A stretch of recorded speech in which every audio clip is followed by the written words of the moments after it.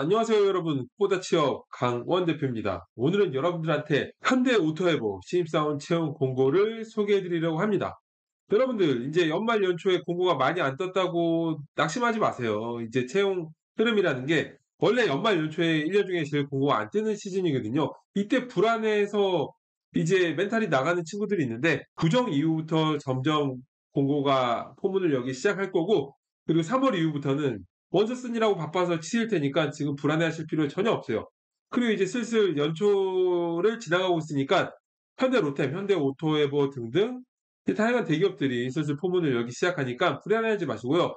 오늘 제가 여러분들한테 공고를 소개해 드리면서 여러분들한테 꼭 필요한 자소서 분석을 제가 완벽하게 해 드릴 거거든요. 이 영상 보시고 명확한 자소서를 지원하시면 되고요.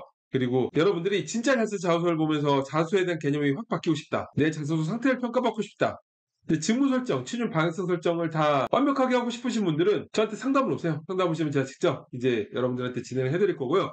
공고를 보도록 할게요. 현대오토웨버는 2000년에 설립됐어요. 현대자동차 그룹 전문 ICT 회사인데, 뭐 IT 관련된 일들을 하겠죠. 정보 시스템 기획이나 시스템 구축, 뭐 IT 서비스 사업이나 차량 이제 소프트웨어 플랫폼이나 내비게이션 소프트웨어 등을 포함한 차량 관련된 소프트웨어 사업도 하고 있고요. 여러분 요즘은 이제 자동차도 단순히 탈 것이 아니라 그 안에 어떤 고객들한테 차별화된 경험을 제공해야 되는데, 그런 부분에 있어서 이제 모빌리티라고 하죠. 이제 소프트웨어 역량을 통합해서 이제 모빌리티 시장에 적극적으로 대응하기 위한 어떤 역할을 수행하는 기업이다라고 생각하시면 될 것 같아요.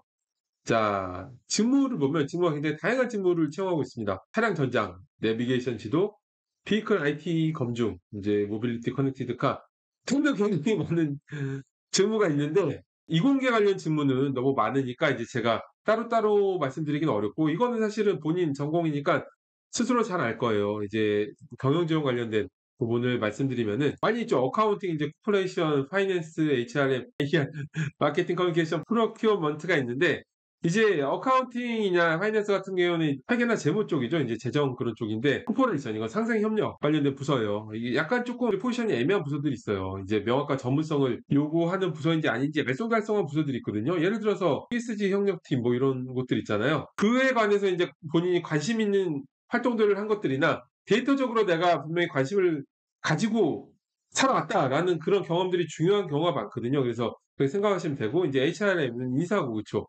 마케팅, 이제 그리고 프로큐어먼트 이제 조달, 이제 자동차나 이제 플랜트 이런 쪽은 이공계 친구들이 굉장히 많아요. 왜냐하면 이제 설계 도면이나 뭐 그런 것들을 잘 봐야 되기 때문에 이제 구매 쪽은 그런 부분들이 많다는 걸 알아두면 좋을 것 같고, 접수 기간은 1월 29일 다음 주 월요일 시상시까지니까 놓치지 말고 꼭 접수하세요. 자소서 항목을 보도록 할게요. 여러분들이 이 강의를 꼭 들으셔야 되는 게, 자소서 항목이 두 개밖에 없지만 굉장히 이제 난해해요. 현대오토모빌 자소서는 지난 분기에도 똑같았어요. 이렇게 두 가지 항목으로 천자, 이제 이번은 1,500자 이렇게 작성을 하는 거였는데, 먼저 1번 한번 보도록 할게요. 이제 해당 직무에 지원한 이유와 앞으로 현대오토에버에서 키워나갈 커리어 계획 작성을 하는 거예요. 이거 여러분 잘 생각하셔야 되는데, 이게 뭐 지원 동기하고 입사 포부를 다 적는 것 같지만, 저는 여기서 여러분들 말씀드리고 싶은 게, 원래 직무 지원 동기는 입사 포부랑 연결이 돼 있어요. 입사 포부가 직무 중심의 커리어 플랜을 명확하게 풀어내는 것이기 때문에, 이러한 커리어 플랜이 있기 때문에 나는 이 직무에 지원했다, 연결이 되죠. 연결되기 때문에 여러분들이 이걸 작성할 때 비중을 직무 지원 동기 쪽에 너무 치중하지 말고 입사 포부를 잘 작성할 느낌으로 작성하면 돼요. 사실상 입사 포부만 작성하면 되는 항목이라고 봅니다. 입사 포부에 있어서 여러분들이 꼭 작성해야 될 게 뭐냐면은, 내가 단계적으로 직무 중심으로 어떤 커리어를 쌓아나갈 것인지를 분명하게 작성하셔야 되고요. 그리고 내가 기존에 쌓았던 어떤 경험들이 현대오토웨브의 성장에 기여할 수 있는지, 이런 부분도 작성을 해야 돼요. 무슨 뭐 학생들 보면은 열정을 다해서 뭐 선배님 말씀 잘 듣고 뭐 이렇게 작성하는 학생들이 있는데, 그런 자소서를 읽어봐야 될 이유가 채용 담당자는 전혀 없습니다. 그렇기 때문에 명확한 여러분들의 직무의 관심도와 전문성을 풀어낼 수 있어야 돼요. 자, 그리고 두 번째 항목은 지원 직무와 관련해서 어떠한 역량을 강점을 가지고 있는지, 그리고 그 역량을 갖추기 위해 무슨 노력과 경험을 했는지 구체적으로 작성하는 건데,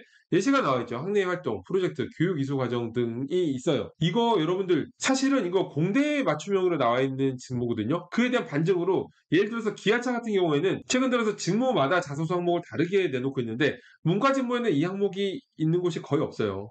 공대 직무에만 이게 들어가 있어요. 공대생들은 이게 작성할 게 굉장히 많죠.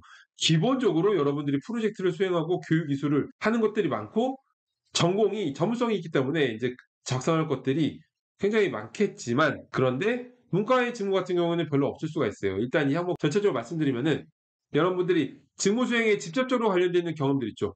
인턴 등 직무 수행 경험, 프로젝트 경험, 여기 나와 있는 대로 이제 대외 활동, 교육 이수 과정, 뭐 자격증 취득 등의 경험을 1,500자니까 다양한 경험들을 컴팩트하게 기술을 하셔야 돼요. 근데 이제 나열을 할 수밖에 없지만 나열 느낌이 안 나게끔 여러분들이 필력이 있게끔 작성해야 되는 건데 그러한 과정을 통해서 전문성과 인사이트를 향상시킬 수 있었다 이렇게 마무리하면 되는 거예요. 저 컴퓨터치 학생들 같은 경우에는 이걸 제가 경력기술서를 만들어주고 있는데 그런 경력기술서에 있는 워딩들을 그대로 활용하면 굉장히 멋있는 항목을 만들어낼 수가 있겠죠. 그리고 만약에 여러분들이 내가 관련된 경험이 없는데요 라고 생각될 수 있어요. 특히 인사직무 같은 경우에 어때요? 인사직무 HRM 여기 나와 있는데 인사직무 관련된 경험이 어디 있나요? 그런 거 고민하는 친구들 상담하면서 굉장히 많은데 고민할 필요 전혀 없어요. 원래 인사 관련된 경험은 별로 없어요. 자격증도 뭐 노무사 정도밖에 없고 노무사는 너무 이제 전문직 라이센스죠. 이제 레어한 거고 너무. 그리고 인사는 인턴도 많이 안 뽑잖아요. 그래서 관련된 경험이 원래 없는 게 정상이니까 이런 경우는 어떻게 해요? 이런 경우에는 나의 어떤 역량을 풀어내는 게 좋겠죠. 캐릭터적인 역량을 풀어낼 수밖에 없는 상황에서는 그렇게 풀어내세요. 캐릭터적인 역량이 뭐냐? 커뮤니케이션 역량, 추진력 이런 것들이 있겠죠. 그런 것들을 500자 기준으로 한 2-5개 정도 작성하면 괜찮지 않을까 싶어요. 이렇게 작성하는 거죠. 이제 소제목으로 구분해서 멋있게 작성하는데 자, 그럼 첫 번째는 어때요? 커뮤니케이션 역량을 어필한다고 치면은 설명을 적어야 되겠죠. 왜냐하면 이게 경험을 쓰라는 게 아니라 지원 업무와 관련한 역량이 되어 있기 때문에 커뮤니케이션 역량이 인사 업무와 관련돼 있다는 식으로 작성해야 돼요. 첫 문장을 이렇게 해야 되겠죠. HRM 업무를 수행하기 위해서는 노화사의 뭐 중간적인 위치에 있기 때문에 전략적인 커뮤니케이션 역량이 필요하다고 생각합니다. 관련하여 한 다음에 관련된 경험을 여러분들이 만들어놨던 스토리텔링 항목을 작성하면 되겠죠. 스토리텔링의 효과적인 방법은 뭐냐면은 먼저 상황을 제시해야 돼요. 상황을 컴팩트하게. 바로 쓰잘데기 없는 얘기 없이 바로 제시해야 되고요. 그리고 거기서 문제점을 명확하게 만들어야 돼요.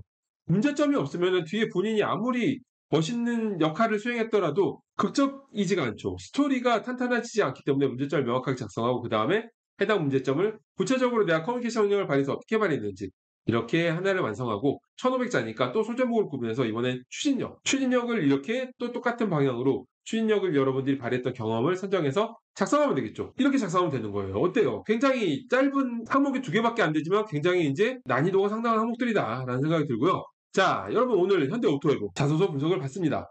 여러분들이 상담을 모셔서 제가 작성했던 진짜 잘 쓴 자소서 경력교서도 직접 확인하면은 와, 세상에 이렇게 쓴 사람이 있어? 라는 생각도 들 거고요. 그리고 여러분들의 현재 자소서 상태가 얼마나 형편없는지, 시준을 제대로 하고 있는지, 내가 취업을 하게 되면 어느 정도로 경쟁력 있는 기업을 할 수 있는지 그런 걸 제가 명확하게 데이터적으로 평가해 드릴 수 있고 취업에 대한 궁금증을 100% 해소해 드릴 수 있으니까 찾아오세요. 저도 여러분들하고 직접 얼굴을 맞대고 상담할 수 있는 날이 찾아왔으면 좋겠습니다. 자, 저는 이걸로 강의 마치겠습니다. 여러분 감사합니다.